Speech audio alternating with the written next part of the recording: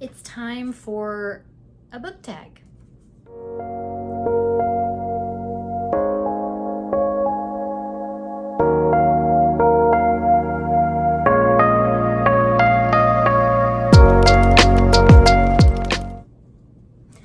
So I was tagged in the Tag de France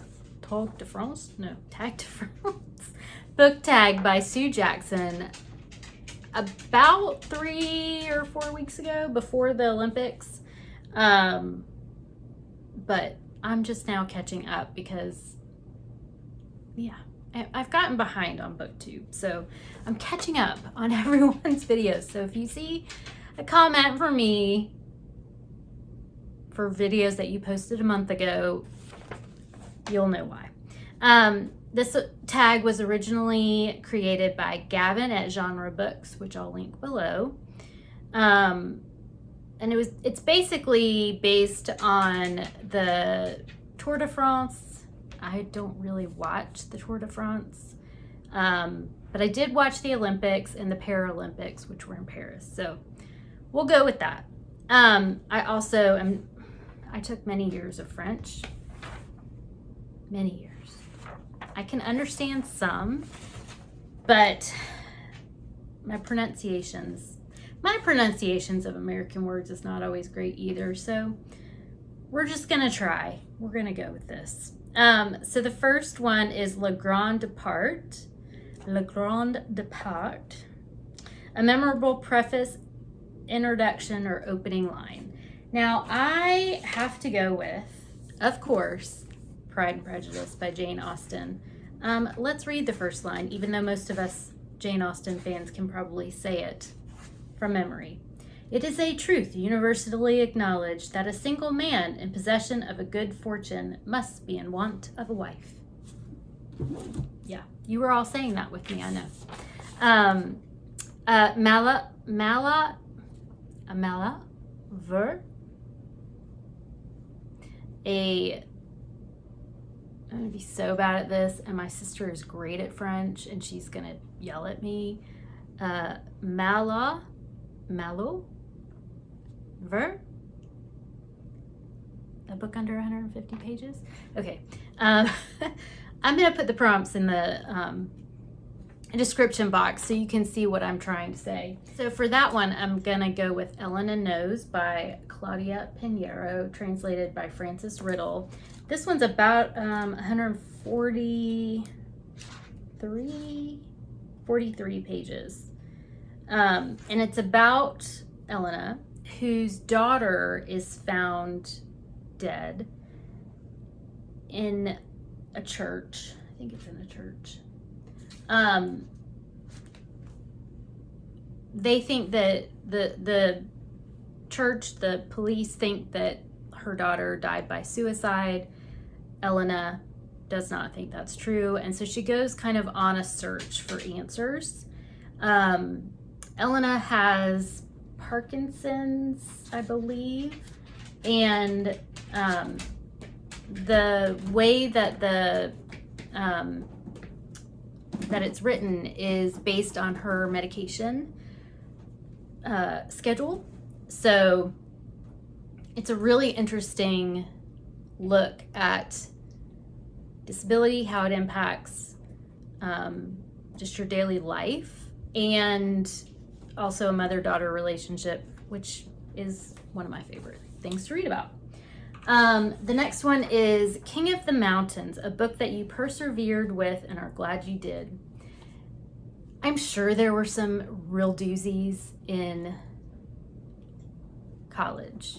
You know, I just thought of, I did read Gone with the Wind probably about 10 years ago. The book was engaging. I feel like more engaging than the movie. But for this answer, my first thought was In the Dark, Dark Wood by Ruth Ware. I tried to read Ruth Ware 5 or 6 years ago, probably, and could not get into it and DNF'd this book. Well, fast forward to this year, And it was picked for a book club book with Becca Books and Bujo. And I thought, I'll try it again. I'm in a different place. I've been reading more thrillers. Maybe I can get into it. And I'm glad I did. It's not my favorite Ruth Ware, but it was a good read. It was a fun read. It was a great book club book. So I'm glad I did that. All right. The next one is Maillot Jaune, a book where yellow is prominent. This is one of my favorites. The yellow wallpaper. It's really a novella, a short story. This is by Charlotte Perkins Gilman. The yellow wallpaper is about a woman who is experiencing mental health issues postpartum, and her husband is not very understanding. And so she basically is sequestered in this room, and we just kind of follow her mental health situation. It kind of talks about a lot of things in a very short amount of space. So it is a short story. It is, in this book, it is 20 pages.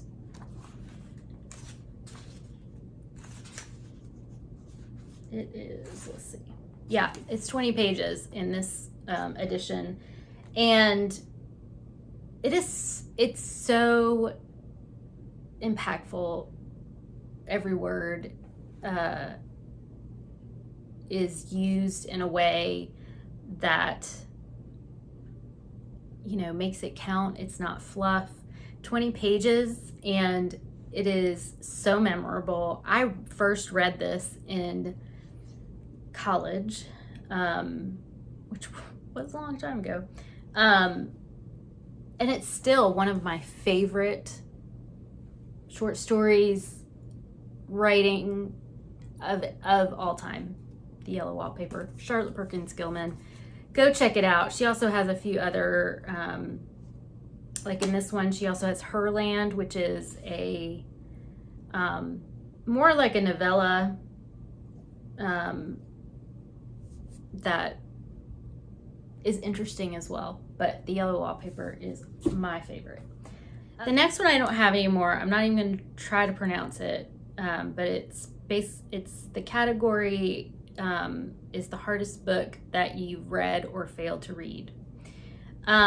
This one, there's many. I was an English major in college, and there were a lot of books that I read that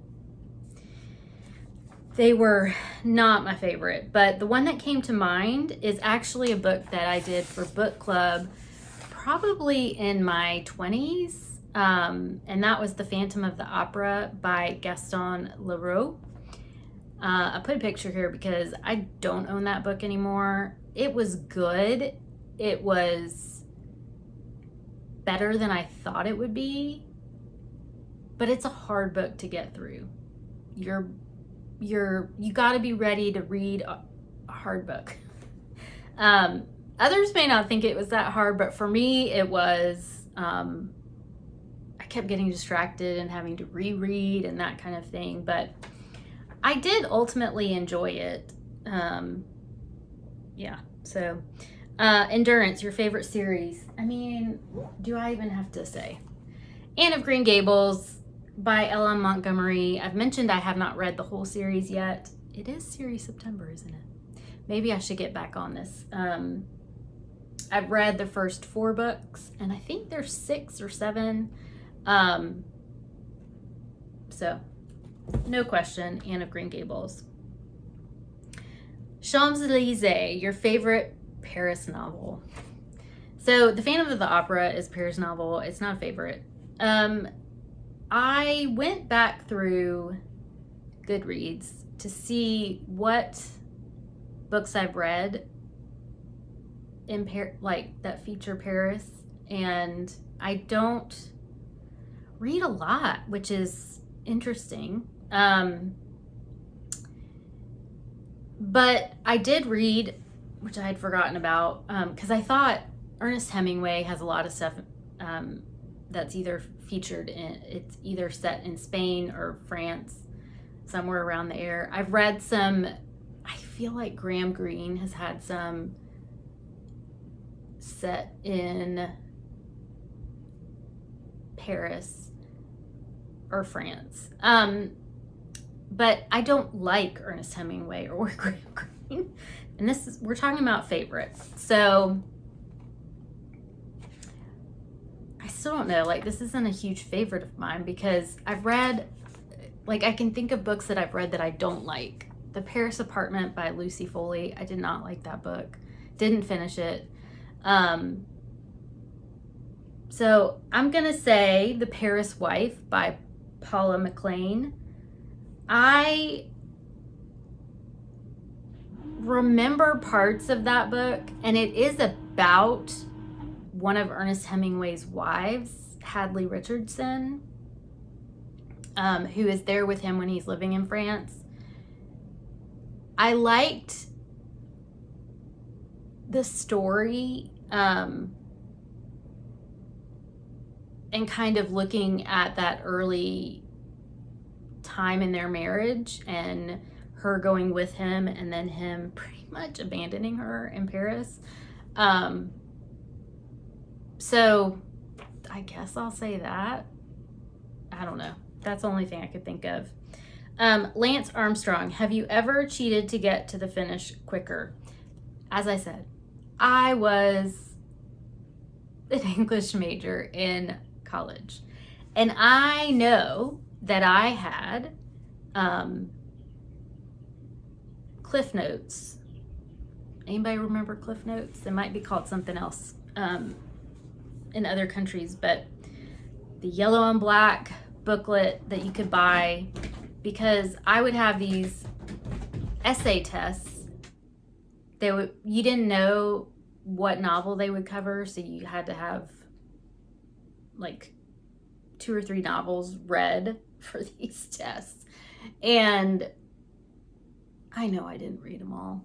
Definitely, so I had a teacher who loved Mark Twain. I do not like Mark Twain. Dickens, which I've not gotten along with a Dickens novel ever. I've still got a few on my shelves I might try and read, but maybe not. So I'm gonna just go with Mark Twain, something that I probably read Cliff Notes for. I know I read, nope, can't even tell you which one I read.